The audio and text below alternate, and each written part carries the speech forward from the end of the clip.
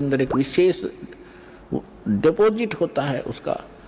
और फिर ये जैसा भी चटपटा आहार आप खाते हो उसका भी एक न्यारा अंदर अंश जमा होता है। उसको फिर तपतशिला ऊपर, एक तपतशिला बहुत बड़ी पत्थर की टुकड़ी है तवे की तरह, और उसके ऊपर 1,00,000 प्राणी डेली मनुष्य शरीर छोड़कर जो जाते हैं वो सूक्ष्म शरीर वाले, उनके अंदर वो समावेश होता है सारे अंश का। और वहाँ इतनी गर्म है वो, उसका फ़ारेनहाइट भी नहीं बता सकते कितना है। उस पर पटक दिए जाते हैं जैसे खील चटक चटक होया करती हैं चावलों से बनाते समय, ऐसे प्राणी चटक मटक होते हैं वहाँ पर, मरते नहीं, ऐसी दुर्गति हो जाती है। तब उसके अंदर से वो गंध निकलता है और फिर उनको वहाँ से फेंक देता है ऑटोमेटिकली सब जीवों को।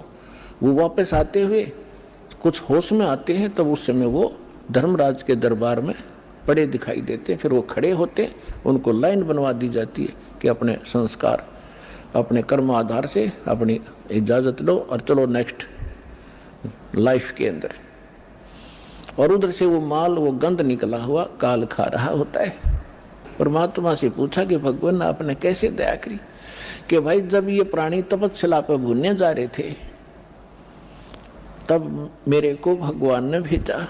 धर्मदास तो समझ चुके थे, वो बाद में उनका समझ में आई कि सचमुच ये भगवान है। फिर भी परमात्मा ने अपने को छुपाने की चेष्टा की और क्या बताया कि धर्मदास जब ये तपस्या के ऊपर प्राणी भूनने जा रहे थे तब मैं वहाँ पर अपने पुत्र जोगजीत का रूप बना के आ गया।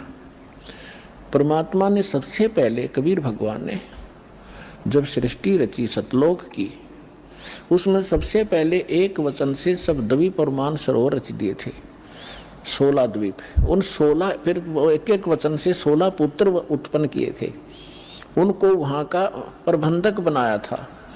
तो उनमें से एक सहज दास है, एक अचिंत है, एक जोगजीत है, और भी 16 हैं ऐसे। उनमें से जोगजीत नाम से के रूप में ही परमात्मा ने, काल ने जो गलती सतलोक में की थी और हमने की थी, उसने ही वहाँ उसी रूप में आकर हमारे को 21 ब्रह्मांड समेत वहाँ से बाहर निकाला था। आपको सृष्टि रचना में दास ने बहुत बार सुना है, लेकिन आज विषय दूसरा इसलिए वो नहीं सुना पाऊंगा। तो जब हम यहाँ आगे हमारी ये हालत बिगड़ी, हम फिर तपस्या पर जाके वहाँ वो गुरु नकली भी वहीं कोई मर के साथ आ गया है, वो वहाँ भुगत रहा होता है। साथ में वो पंडित भी, विद्वान भी, मुल्ला और काजी भी वहीं भून रहे होते। उस समय मुल्ला काजी तो नहीं थे, लेकिन ऋषि ही होते थे जो परमात्मा जहाँ से स्टार्ट कर रहे हैं। तो सभी गुरु भी शिष्य भी इकट्ठे ही वहाँ भूने जा रहे थे। तो वहाँ जाने के बाद सबकी बुद्धि ठिकाने आ जाती है कि सचमुच वहाँ क्या था, अब यहाँ क्या है।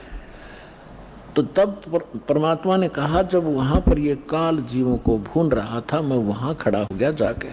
अब परमात्मा की और काल की वार्ता सुना करके फिर आपको एक विशेष प्रमाण दिखाएंगे बहुत सारे।